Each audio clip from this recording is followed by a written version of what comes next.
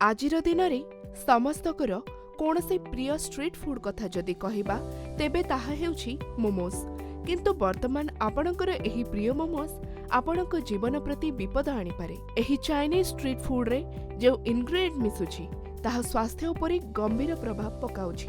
मोमोस प्रस्तुत करिबा पई एहाको स्वादिष्ट करिबा पई सेथिरे एजोडी कार्बोनामाइड, क्लोरीन गैस, बेंजोइल पेरोक्साइड एवं अन्य केमिकल्स मिसा जाइथाय, जहाकी पैनक्रियास पाई गंभीर समस्यार कारण भावरे देखा देइथाय एवं इंसुलिन प्रोडक्शन मध्य ह्रास होइथाय।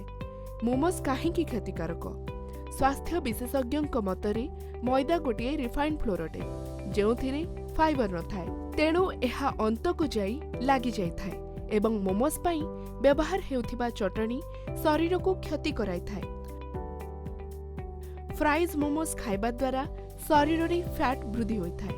मोमोस खाइबार 5टी भयंकर शारीरिक क्षति। अधिक मोमोस खाइबा द्वारा हजम संबंधित समस्या सृष्टि होइथाय। एहा द्वारा गैस, पेट जंत्रणा, कोष्ठकाठिन्य भली समस्या होइथाय एवं शरीर रे बैक्टेरिया वृद्धि कारण होइथाय।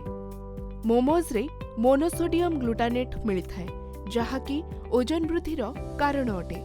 मोमोज रे अधिक कैलोरीज और अनहेल्दी फैट रहिथाय, जेउथिरे ओजन वृद्धि होइथाय एवं पाचन समस्या मध्य देखा जाइथाय। स्वास्थ्य पक्षरे क्षतिकारक एवं एहा मधुमेहर कारण मध्य होइथाय। जदि कोनोसी व्यक्ति नियमित भाबरे मोमोस खाइथांती तेबे मैदा शरीर उपरे प्रभाव पकाइथाय। एथिरे व्यवहृत हेउथिबा चाइना सल्ट, प्रिजर्वेटिव्स कैंसर कारण अटे।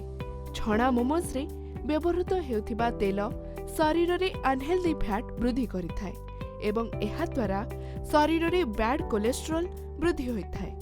हाई सोडियम कारणरू उच्च रक्तचाप भली समस्या सृष्टि होइथाय। स्ट्रीट फूड भाबरे खाउथिबा मोमोस अनेक समय रे फूड पॉइजनिंग रो मध्य कारण साजिथाय। एहार चटनी पेट जनित अनेक समस्या सृष्टि करिथाय।